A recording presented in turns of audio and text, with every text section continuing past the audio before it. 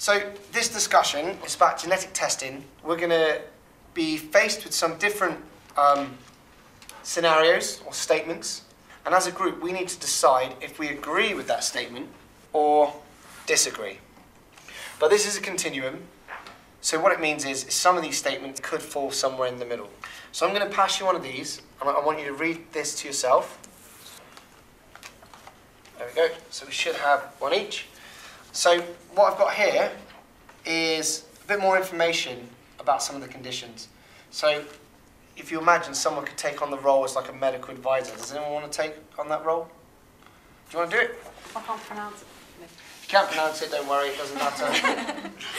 People who carry the genes for terrible diseases like Huntington's should not be allowed to have children. They should adopt instead.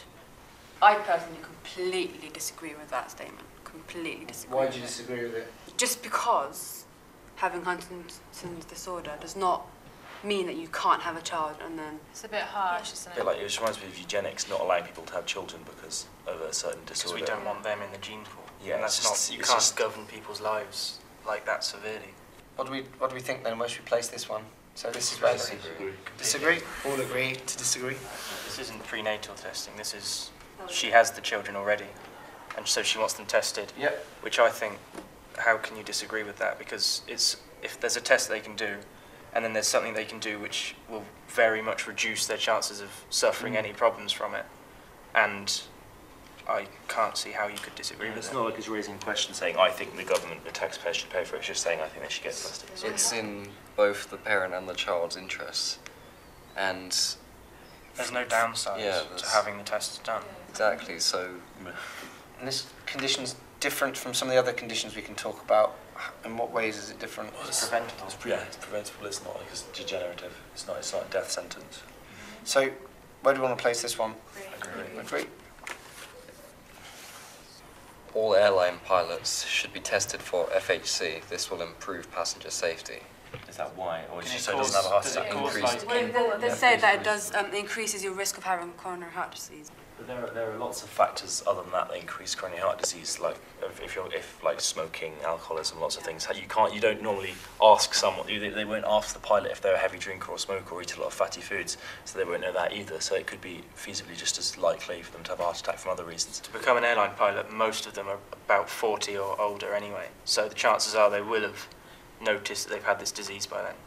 My wife and I have achondroplasia. We should be able to use IVF techniques to select the child who has achondroplasia too. So you want to select so their child has the same condition. Is it what's referred to as dwarfism?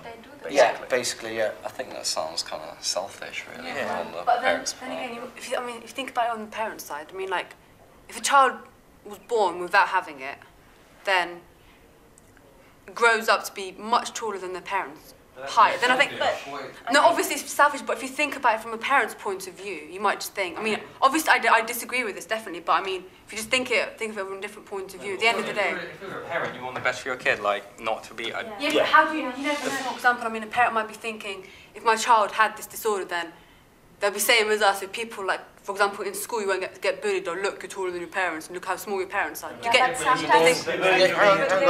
Should we do you wanna But say? sometimes, for example, parents with black hair get the child with blonde hair because the ancestors had blonde hair, and it's not always the same like the parents. So maybe this child would be different. Yeah, but hair colour is completely different from height. It's isn't it? also to do with genetics and DNA. Their parents didn't decide for them to happen. It was just a random mutation, and they shouldn't have the power to decide that their child should have a disorder. If we flip it a little bit and they wanted to select for something like, if you could select for its sporting ability, is there any difference between selecting for something like that or selecting for something like this? Because if you select a child with sporting ability, then there's no real downsides to it. Whereas if they're selecting the child with this condition, it said you can get respiratory illnesses, back problems.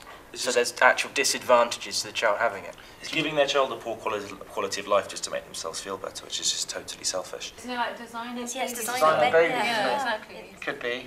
Could be seen as that. Well, if it can prevent a disease like cystic fibrosis or Down syndrome or something like that, if you could prevent that and get a child that was healthy, which would have a better quality of life, then I think you should be able to choose in that situation. Rather than trying to make a child with a disease, giving them a disease when they have a higher chance of not having the disease at all. Yeah. We're going to have to wrap it up there, but yeah, thanks for taking part and hope you enjoyed the discussion. Yeah, so let's get back into the lab. Are our bags still...